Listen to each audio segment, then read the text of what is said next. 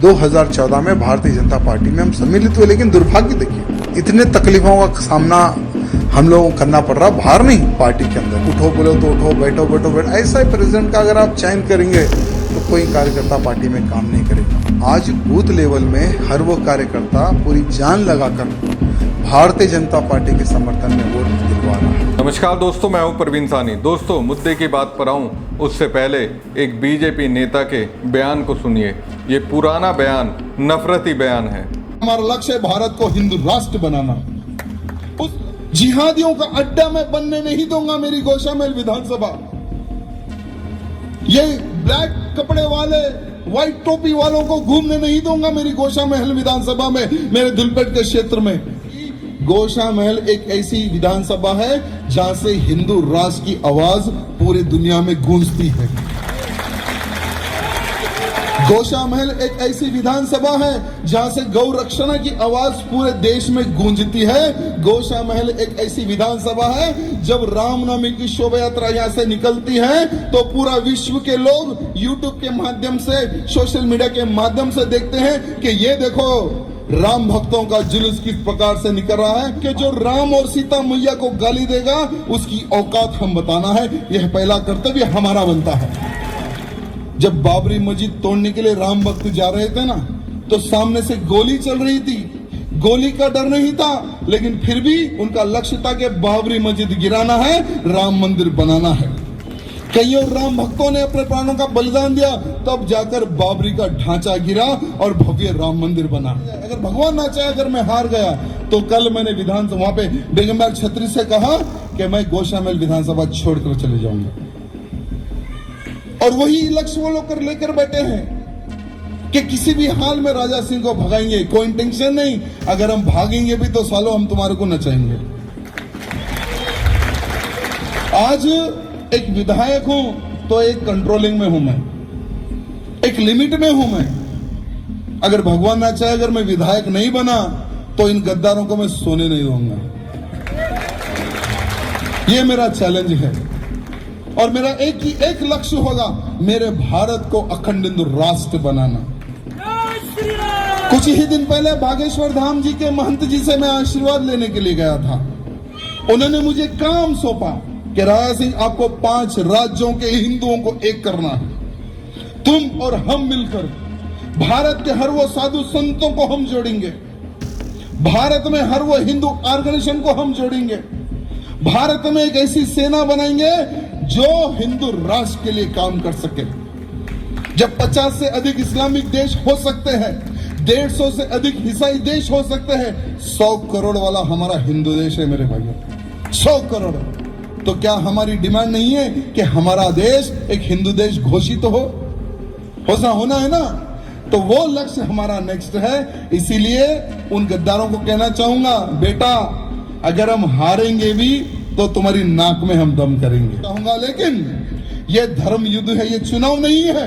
इसको इन गद्दारों ने एक धर्म युद्ध का रूप दे दिया है और मुझे विश्वास है कि धर्म की जीत होगी और अधर्मियों का हार होगी, मुझे विश्वास है। ये एक बयान है, ऐसे ढेर सारे बयान इन्होंने दिए हैं। निशाने पर मुसलमानों को लिया है, हिंदू राष्ट्र का लक्ष्य रखा, बहुत कुछ किया। यूपी के सीएम योगी का हाथ भी था, लेकिन इन माननीय को कोई सुन नहीं रहा है। एक के बाद एक विवादित बयानों से बीजेपी को फायदा ही फायदा पहुंचाने वाले ये कोई और नहीं, टी राजा सिंह है। बीजेपी ने इन्हें किनारे लगा दिया है, यूज एंड थ्रो वाली पॉलिसी अपनाई। टी राजा की ओर से ताबड़तोड़ जहर उगलने के बाद भी बीजेपी में उनके लिए ऐसी स्थिति बनी कि उन्होंने अपने पद से इस्तीफा दे दिया। अब ऐसे में सवाल है कि उन्होंने अपने पद से इस्तीफा क्यों दिया? ऐसी कौन सी वजह है सीएम योगी जैसी भाषा बोलने वाले टी राजा सिंह की महत्वाकांक्षाओं पर चोट हो गई? इस इस्तीफे को मुख्यमंत्री योगी आदित्यनाथ को किस तरह से लेना चाहिए? क्या सीएम योगी को आरएसएस और बीजेपी आला कमान की ओर से संकेत मिल गए हैं? वैसे मुझे तो लगता है उनसे बेहतर वाली स्थिति में उनके सबसे बड़े दुश्मन ओवैसी हैं, जिनकी पीएम मोदी भी पूछ करते हैं। तभी तो उन्हें ऑपरेशन सिंदूर के बाद हुए दूसरे देशों में भारत का पक्ष रखने के लिए भेजा गया।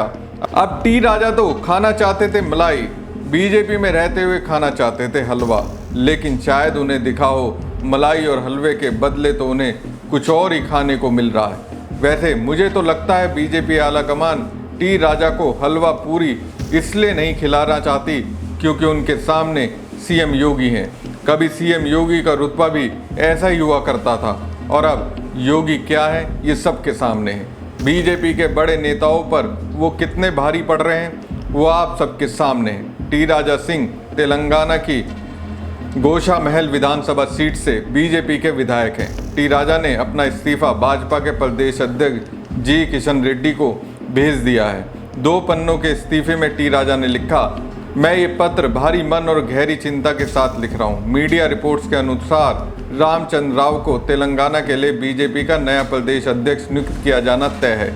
ये निर्णय न सिर्फ मेरे लिए बल्कि लाखों कार्यकर्ताओं, नेताओं और मतदाताओं के लिए भी एक झटका और निराशा की तरह आया है, जो हर उतार चढ़ाव में पार्टी के साथ खड़े रहे। ऐसे समय में जब भाजपा तेलंगाना में अपनी पहली सरकार बनाने की दहलीज पर खड़ी है, इस तरह का चुनाव हमारी दिशा के बारे में गंभीर संदेह पैदा करता है। तो मैं जो कह रहा था कि टी राजा को मलाई नहीं मिली, वो मलाई ये थी कि उन्हें तेलंगाना प्रदेश अध्यक्ष के उपयुक्त नहीं समझा गया।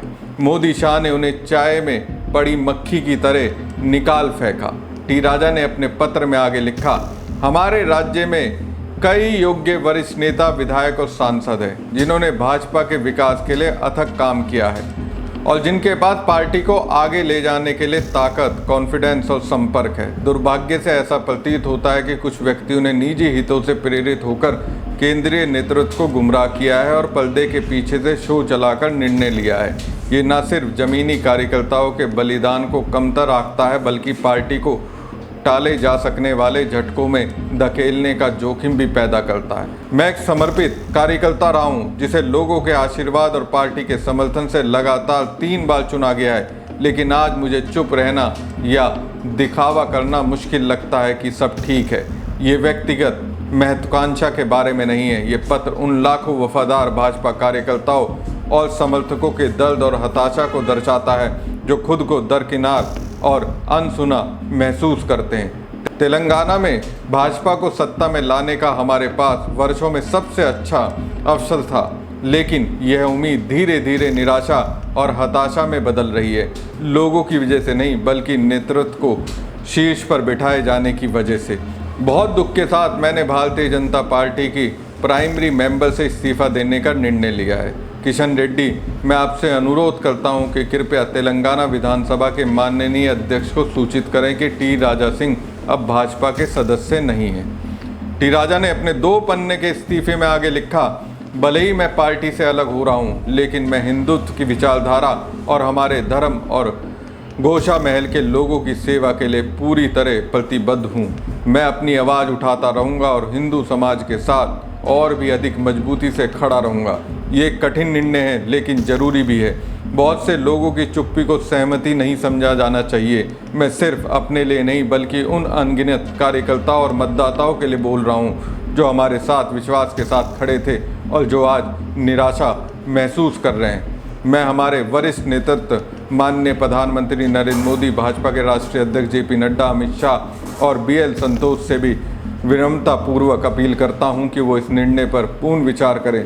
तेलंगाना भाजपा के लिए तैयार है, लेकिन हमें उस अवसर का सम्मान करने और उसे हाथ से ना जाने देने के लिए सही नेतृत्व चुनना चाहिए। जय हिंद, जय श्री राम। सुनने में आ रहा है कि तेलंगाना बीजेपी अध्यक्ष के तौर पर N रामचंद्र राव के नाम पर बीजेपी की सहमति बन गई है, लेकिन इस फैसले से टी राजा सिंह नाराज थे, इसलिए उन्होंने पार्टी से इस्तीफा दे दिया। टी राजा सिंह तेलंगाना में बीजेपी के फायर ब्रांड नेता माने जाते हैं। ऐसे में जब उन्होंने बीजेपी से इस्तीफा दिया तो ये भी अटकलें लगने लगी, क्या बीजेपी उन्हें मना पाएगी या फिर टी राजा अपनी नई पार्टी बनाएंगे। तेलंगाना बीजेपी में इस वक्त हड़कंप मचा हुआ है, लेकिन इस हड़कंप की खबर पूरे देश में गूंज रही है। टी राजा को टाइगर राजा सिंह के नाम से भी जाना जाता है। वह तेलंगाना के गोशा महल विधानसभा क्षेत्र से अब तक बीजेपी के विधायक थे। वो कट्टर हिंदूवादी विचारों के लिए जाने जाते हैं और अपने विवादास्पद बयानों के कारण अक्सर सुर्खियों में रहते हैं। टी राजा ने अपने राजनीतिक जीवन की शुरुआत 2009 में तेलुगु देशम पार्टी से की थी। इस दौरान वो ग्रेटर हैदराबाद नगर निगम के सदस्य चुने गए थे, लेकिन साल 2014 में उन्होंने बीजेपी ज्वाइन कर ली। इसके बाद वो 2014, 2018 और 2023 में गौशाला महल विधानसभा सीट से जीते। अगस्त 2022 में पैगंबर मोहम्मद पर विवादित टिप्पणी के कारण बीजेपी ने टी राजा सिंह को निलंबित कर दिया था। इस दौरान वो गिरफ्तार भी हुए थे, लेकिन अक्टूबर 2023 में उनका निलंबन रद्द हो गया और उन्हें 2023 तेलंगाना विधानसभा चुनाव के लिए गौशा महल से टिकट दिया गया। वहीं जिसने टी राजा के सपनों को ध्वस्त किया है, उस रामचंद्र राव के बारे में चलिए आपको बताता हूँ। रामचंद्र राव को तेलंगाना में बीजेपी के प्रमुख नेताओं में से एक माना जाता है। वो एमएलसी रह चुके हैं और ब्राह्मण समुदाय से आते हैं। ऐसा माना जा रहा है कि तेलंगाना में आरएसएस नेताओं के एक वर्ग और पार्टी के एक गुट की ओर से नेतृत्व को उनके नाम की सिफारिश किए जाने के बाद पार्टी ने रामचंद्र राव के पक्ष में फैसला किया है। आरएसएस में उनकी मजबूत जड़ें और वे एबीवीपी की पाठशाला में पले बढ़े हैं। वो भगवा पार्टी में शामिल होने के समय से ही उनके प्रति वफादार रहे हैं। वो बीजेपी के कट्टर नेता है। कहा जा रहा है कि बीजेपी ने उन्हें इसलिए चुना क्योंकि वो आरएसएस को कबूल हैं। हालांकि रामचंद्र राव ब्राह्मण समुदाय से आते हैं, लेकिन उन्हें 3.5 साल बाद होने वाले चुनावों तक पार्टी को बचाए रखने के लिए चुना गया है। पार्टी चुनाव से पहले किसी नए चेहरे पर फैसला कर सकती है, क्योंकि अध्यक्ष का कार्यकाल 3 साल का होता है। जानकार मानते हैं कि तब पार्टी किसी पिछड़ी जाति के नेता को चुन सकती है। रामचंद्र राव के चयन से पार्टी के नए अध्यक्ष के बारे में कभी न खत्म होने वाली अटकलों पर से पर्दा उठ गया है। अब देखना ये होगा कि बीजेपी टी राजा को फिर से मना पाती है या फिर टी राजा किसी नई पार्टी का दामन थामते हैं। चर्चा ये भी है कि क्या टी राजा अपनी नई पार्टी बनाएंगे। इन सभी सवालों के जवाब भविष्य में ही मिल पाएंगे। हमारी खबर आपको कैसी लगी कमेंट बॉक्स में कमेंट करके जरूर बताएं। साथ ही पेज को ज़्यादा से ज़्यादा लाइक और शेयर कीजिएगा। धन्यवाद। 2014 में भारतीय जनता पार्टी में हम सम्मिलित हुए, लेकिन दुर्भाग्य देखिए इतने तकलीफों का सामना हम लोगों को करना पड़ रहा, बाहर नहीं पार्टी के अंदर। उठो बोलो तो उठो, बैठो बैठो बैठो, ऐसा ही प्रेसिडेंट का अगर आप चयन करेंगे तो कोई कार्यकर्ता पार्टी में काम नहीं करेगा। आज बूथ लेवल में हर वो कार्यकर्ता पूरी जान लगाकर भारतीय जनता पार्टी के समर्थन में वोट दिलवा रहा है।